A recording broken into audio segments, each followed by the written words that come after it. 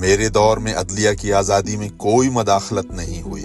Qazi Faez Isa. I would like to say one thing, that since I've been Chief Justice, I have not received a single complaint from any High Court judge that there has been interference in their work.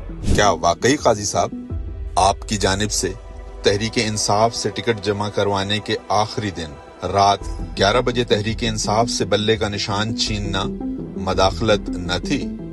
وہ بھی تب جب اس کی پیشن گوئی نامی گرامی فوجی ترجمان کئی ماہ پہلے ہی کر چکے تھے. آپ کو لگتا ہے کہ وہ اگلا الیکشن نہیں لڑ سکیں گے؟ دنیاوی اور قانونی طور پر نہیں لڑ سکتے. کیسے؟ وہ تو ابھی تک باہر ہے. تو جو جج ابھی ہے وہ کل بھی ہوگی. جرائم تو ہو گئے نا. نہیں، ووٹ پڑیں گے تب جب کینڈیڈیٹ ان کے وہ کمپین کریں گے. الیکشن ہوں گے کیسے اور آپ کے امیدوار ملیں گے کیسے اور ووٹ حاصل کیسے کریں گے؟ پی ٹی آئی کی کیا پوزیشن ہوگی؟ دوربین سے دیکھنی پڑے گی، ہوگی نہیں. کیا بحریہ ٹاؤن کی نظر ثانی اپیل کے غیر متعلقہ کیس میں راب پیٹر ٹو پے پال کی لائن لکھنا مداخلت نہ تھی؟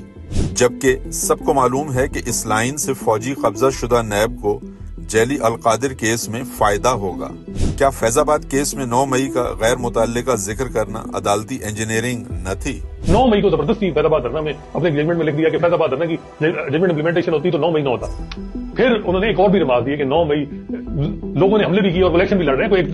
وہ ایگزیکٹ وہ تھا ایک معاملہ، کوئی آپ کو وہ بڑی ان کی وہ وائرل ہوئی. آپ کی عدالت میں کھڑے بیرسٹر گوہر کے گھر اسلام آباد پولیس نے توڑ پھوڑ کی اور امیدواروں کی معلومات قبضے میں لیں تاکہ الیکشن دھاندلی کر سکیں. آپ اس پر خاموش رہے. یہ خاموشی کس کے ایما پر تھی؟ ڈاکومنٹس بھی اٹھا لے، چار ڈالے کرے چلے گئے. ابھی میرے پاس خبر آئی ہے میرے بھتیجے کو مارا ہے، بیٹے کو مارا ہے. دیکھیے نا،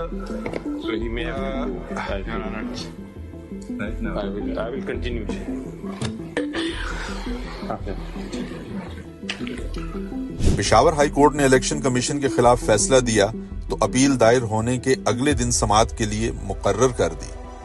پشاور ہائی کورٹ نے مخصوص نشستوں پر الیکشن کمیشن کے حق میں فیصلہ دیا تو 1 ماہ سے سماعت مقرر نہیں کی جا رہی.